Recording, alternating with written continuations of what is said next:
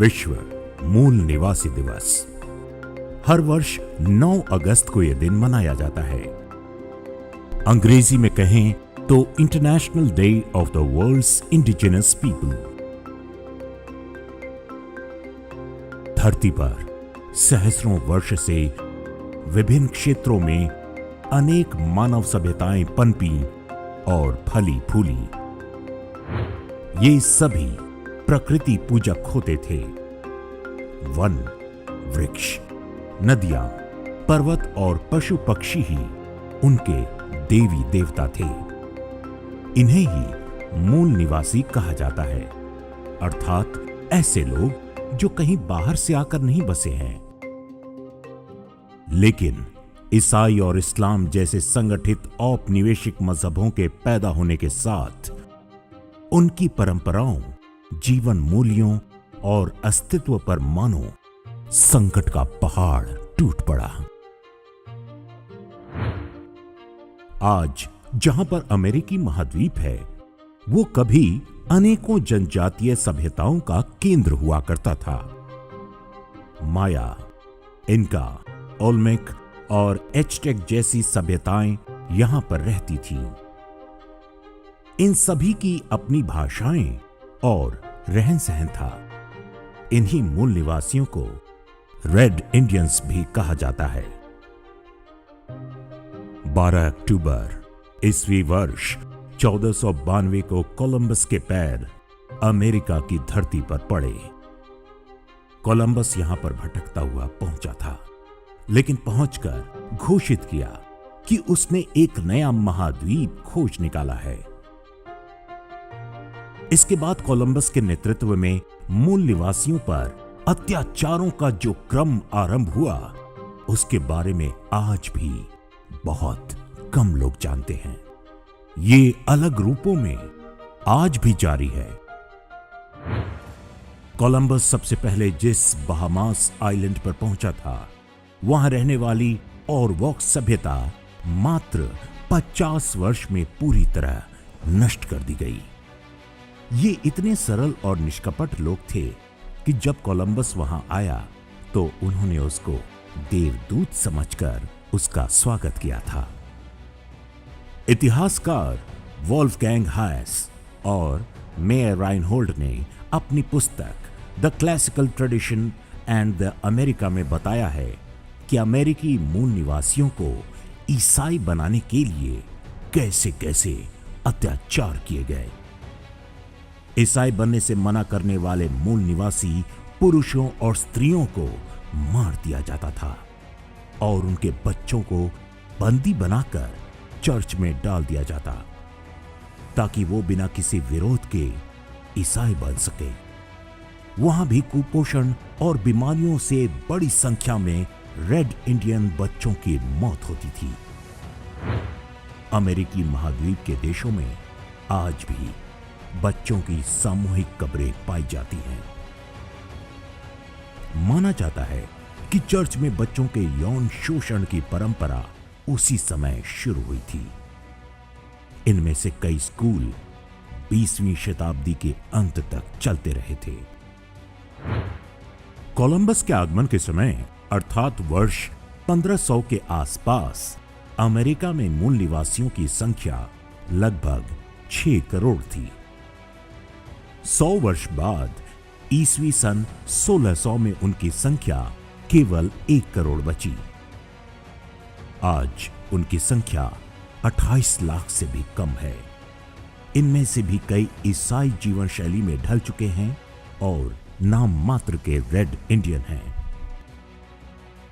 ये स्थिति केवल अमेरिका तक सीमित नहीं थी।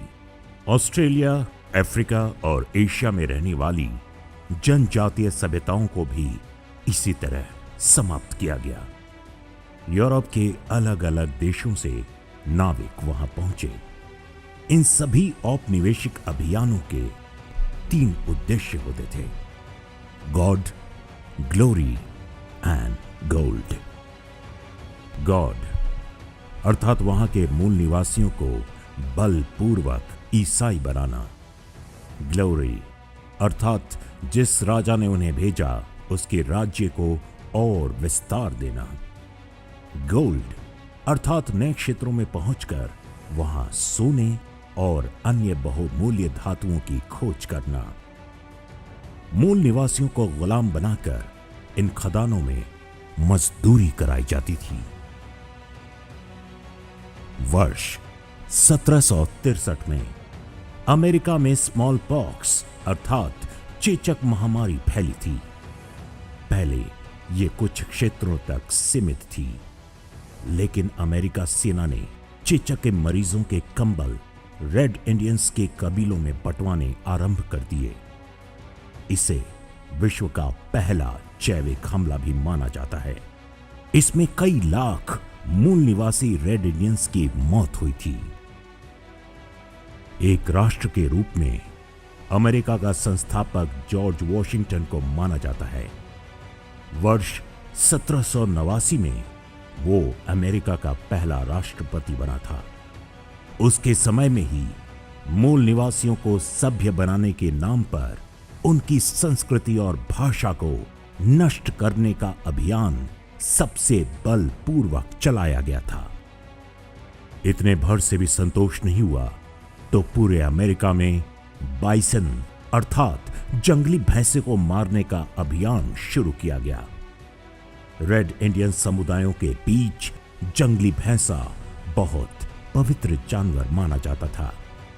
वे इसका शिकार करते थे और सामूहिक रूप से इसका भोजन करते थे।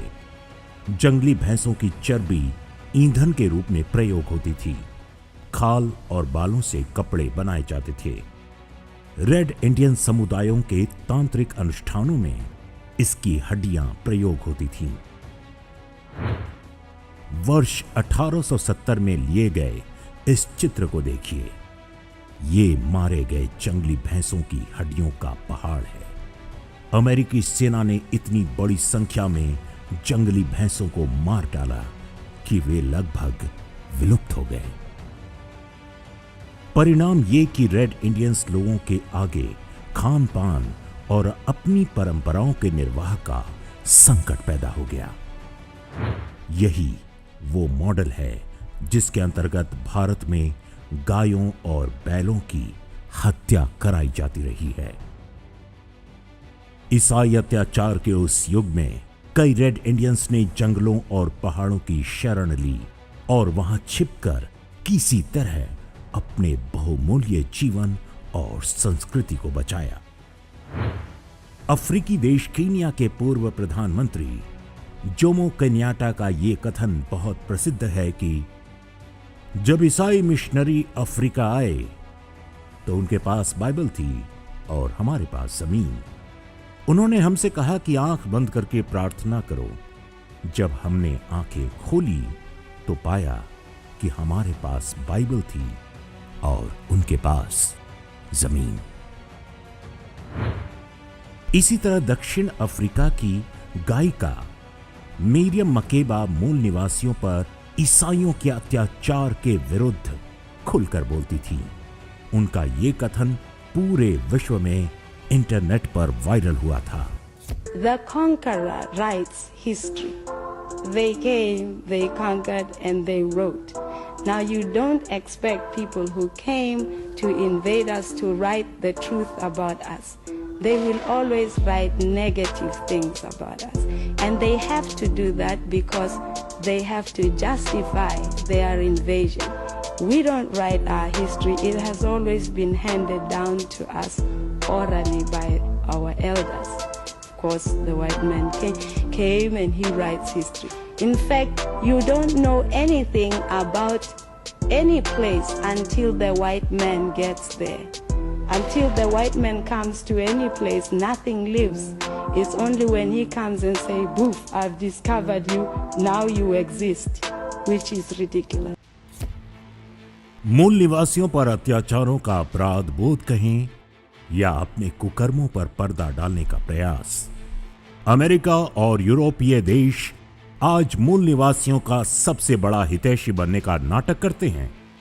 इसी के अंतर्गत संयुक्त राष्ट्र द्वारा विश्व मूल निवासी दिवस का आरंभ किया गया। इसके घोषणा पत्र के अनुच्छेद 1A और B के अनुसार ये सामाजिक और आर्थिक रूप से पिछड़े लोग हैं। ये उक्त भौगोलिक क्षेत्र के मूल निवासियों के वंशज हैं जो उपनिवेशवादी शक्तियों के हाथों पराजित हो गए थे। उनकी सामाजिक, आर्थिक और सांस्कृतिक पहचान बाहर से आने वालों से बिल्कुल भिन्न है। मूल निवासियों की इस पश्चिमी परिभाषा के विपरीत भारत एक अपवाद है। भारत में भी इस्लामी और ईसाई आक्रमणकारी आए, लेकिन वे कभी भारतीय समाज को उस तरह से बदल नहीं पाए जैसी सफलता उन्हें अमेरिका, अफ्रीका और ऑस्ट्रेलिया में मिली। भारत एकमात्र सभ्यता है जो सहस्रों वर्षों से चली आ रही है। यहां के सभी लोग मूल निवासी हैं। भारत में केवल वे मूल निवासी नहीं हैं जो मानते हैं कि उनके पूर्वज अरब से आए थे। ये अलग बात है कि अरब के लोग उन्हें अपनी संतान नहीं मानते। पहले